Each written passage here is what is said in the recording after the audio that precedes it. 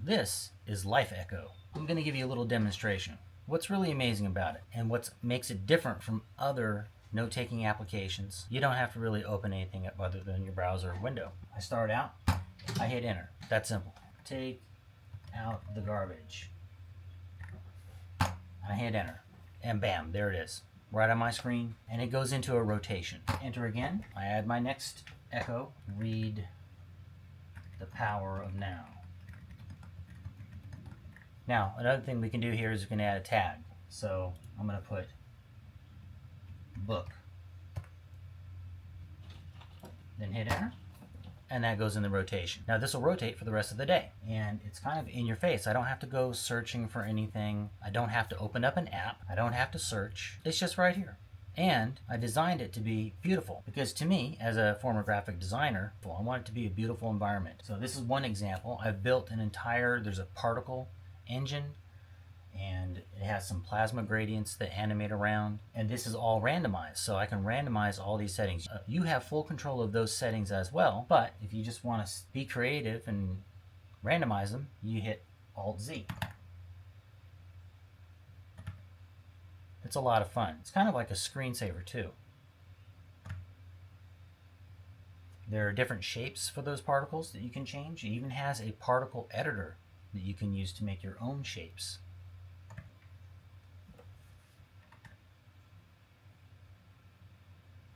And I can just go through these. And as you can see, there's a lot of variety.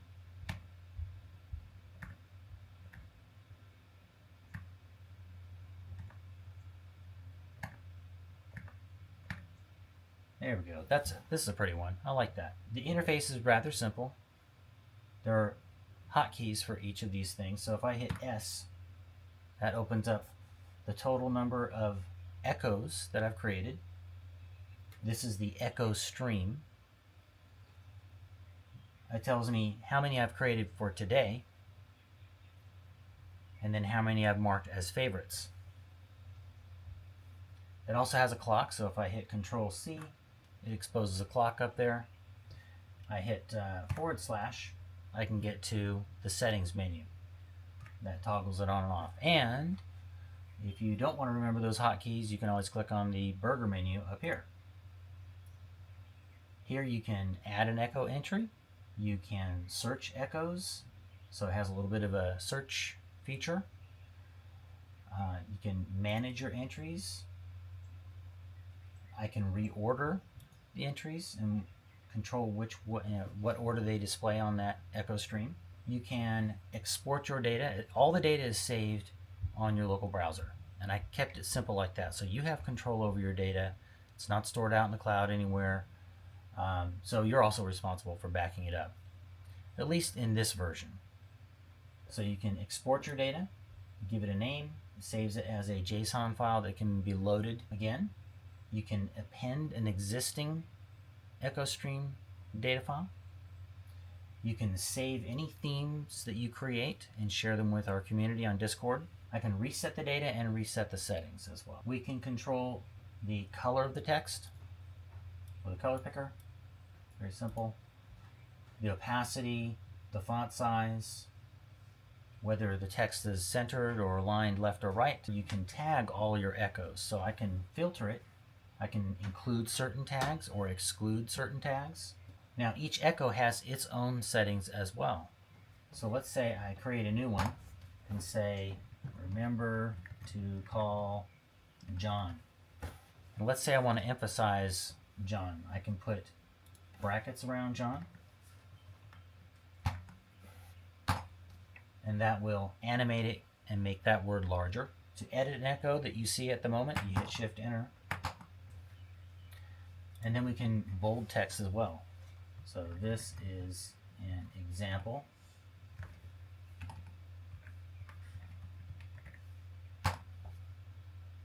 So bold your text. And there's some other settings. There's an echo counter. So any one of your echoes can be used to track how many times you've done that particular task. Like I can use this as a task tracker as well. So I'll turn that echo counter, and here I have a thumbs up and a thumbs down. I did it or I didn't do it.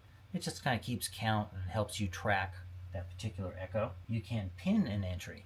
That's pretty handy. If you have something very important you have to do on a given day, you pin the entry and save it, and then you'll see at the top here there's a new separate, I guess it'd be like a sub echo that stays on your screen at all times.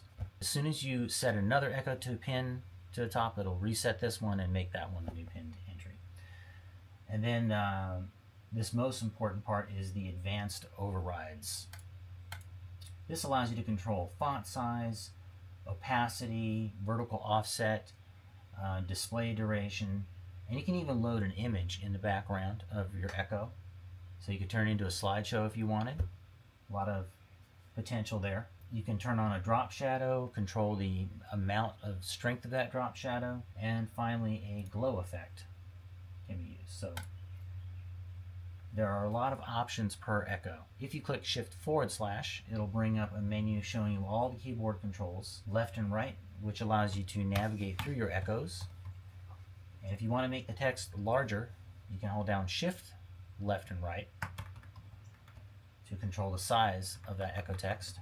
And I think that's it. You can actually load data from an external source, like Dropbox or a text file. There are some settings for the text animation and how the words come in.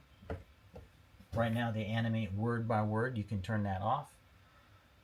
You can control the speed at which the words stagger, the fade duration, the text fade speed, and there are descriptions of what each of these things do.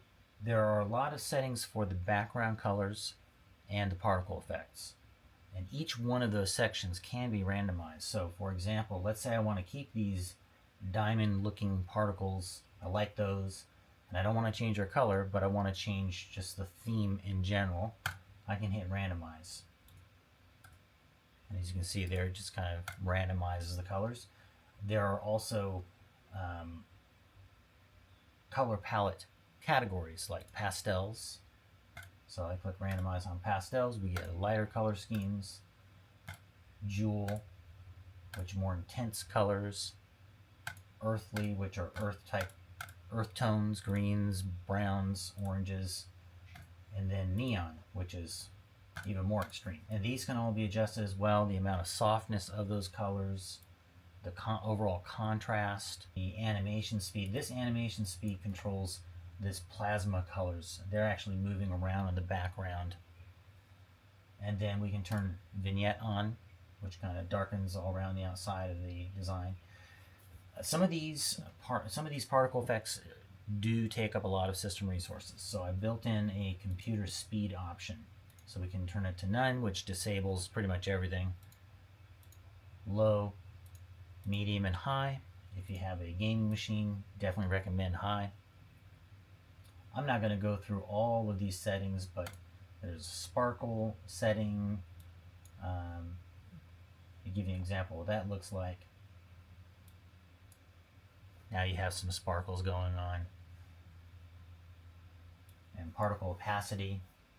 So there are a lot of options here. Let's do some random ones again.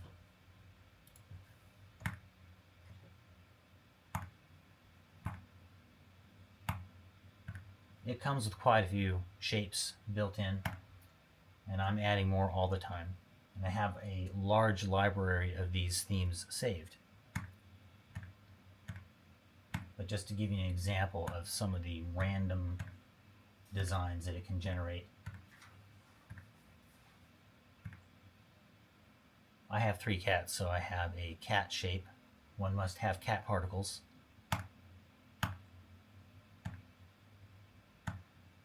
What I often do is I'll come up with one. It might be, the speed might be a little too fast, but if I like the way it looks, I just go in there and tweak the settings and make it slow down just a little bit. Let's find one that looks really neat. Ooh, I like that one.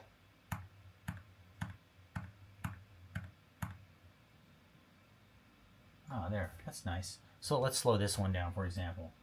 / to get into settings. Go down to background particles, and there's particle speed. So we can slow that down. We can change the direction. the amount of particles, the size of the particles. So there's just a lot of options here to customize it the way you like. Because I want to see my echoes clearly, I often turn the opacity down quite a bit so that the text is very visible. But let's change that a little bit. You can hit Alt-T and that will hide the text if you want to use it as a screensaver. There also, we can hit T and that turns on a timestamp if you want to know the time that that echo was created. That might be useful. And then F for filter, and this shows the tags, the tag that this echo has. So in this case, this is LifeEcho News, and it has a LifeEcho News tag. And I think that's a pretty good demonstration of what LifeEcho is about. So try it out. Let me know what you think. It's just lifeecho.io. I'm always interested in feedback and love to hear what you think about it.